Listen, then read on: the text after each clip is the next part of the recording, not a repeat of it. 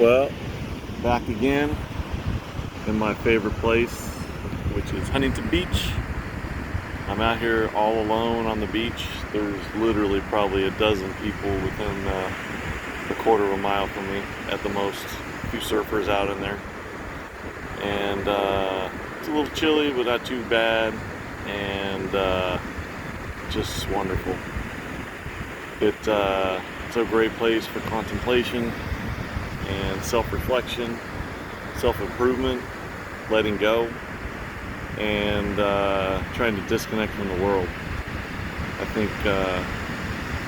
think part of our problem is we're so connected, you know.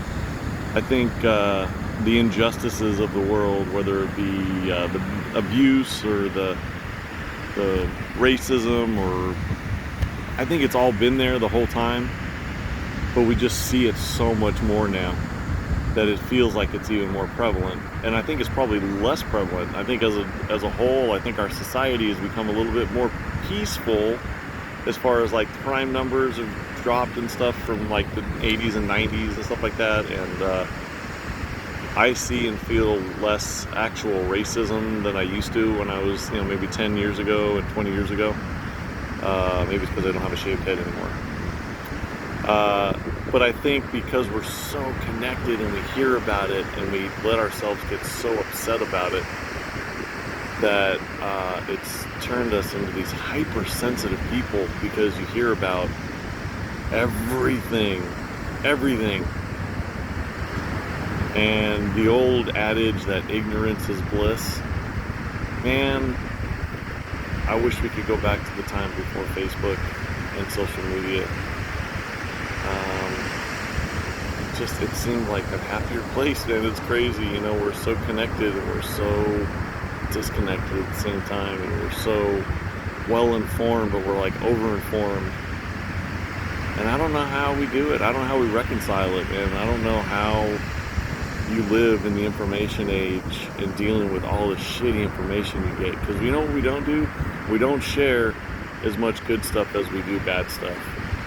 And I don't know if it's because we love to live in our misery sometimes, or we want to share the misery so we feel better.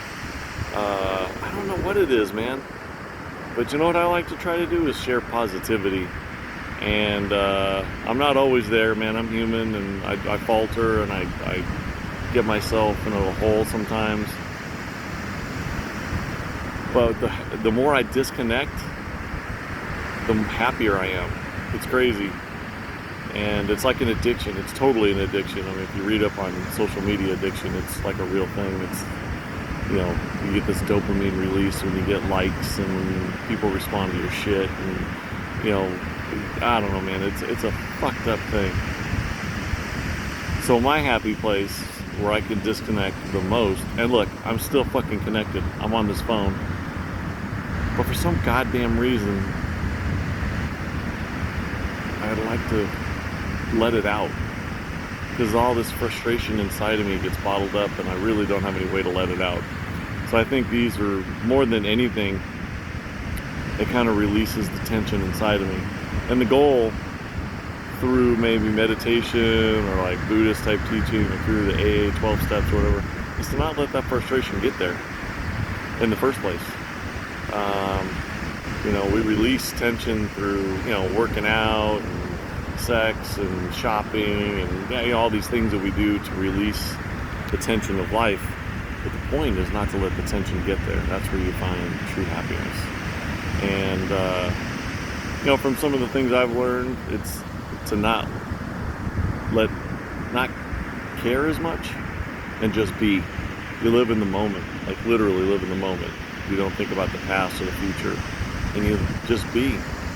And the wanting, as they say in Buddhism, the wanting is the source of suffering. And suffering can be frustration or sadness or anger or whatever. But whatever that suffering is, and it comes from wanting. And even the wanting to be more peaceful, that's a form of wanting. And the wanting, Leah's pointed this out to me a lot of times, the wanting to try to help people and to make the world a better place. And even though you have thoroughly great intentions, and you might even have great ideas, the wanting in itself is a form of suffering. And so letting go of every form of wanting is where you find the true happiness and the true peace. And that's hard, man. Fuck, that's hard.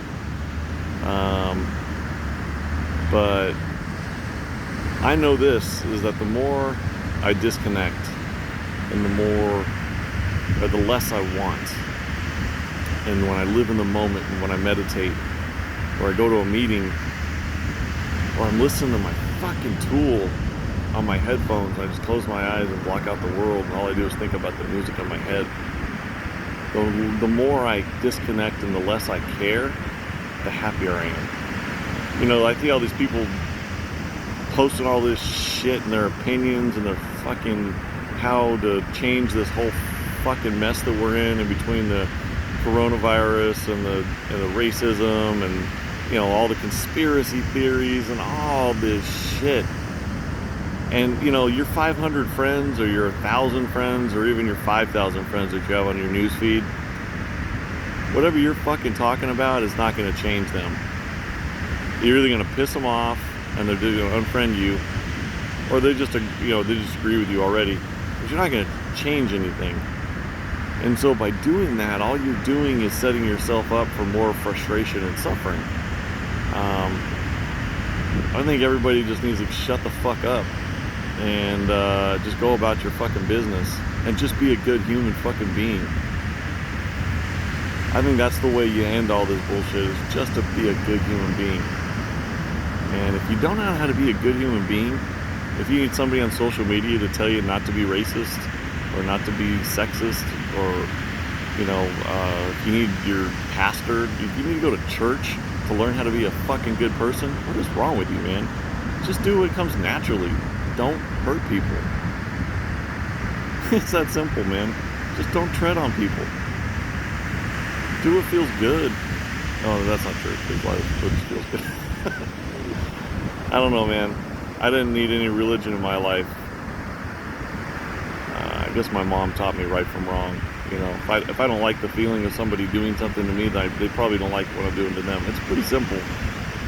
And live and let live. I don't know, man. It's a frustrating world to live in, and you want to help, but you just realize you probably can't. And I don't know. The older I get,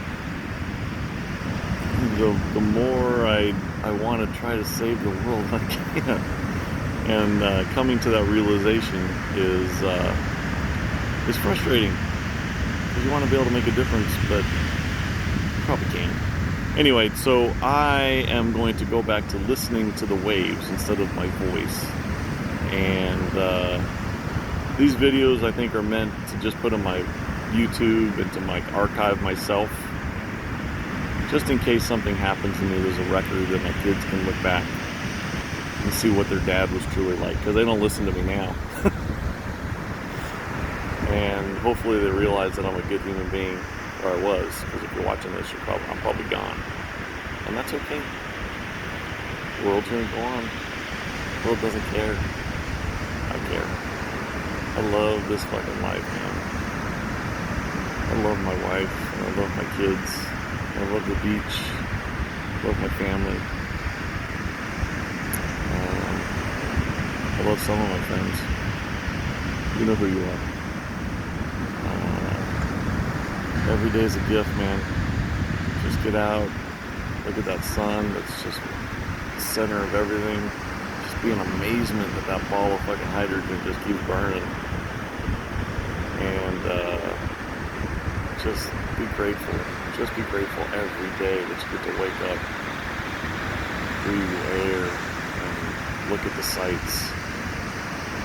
I don't know, man. Keep it simple. Alright, peace.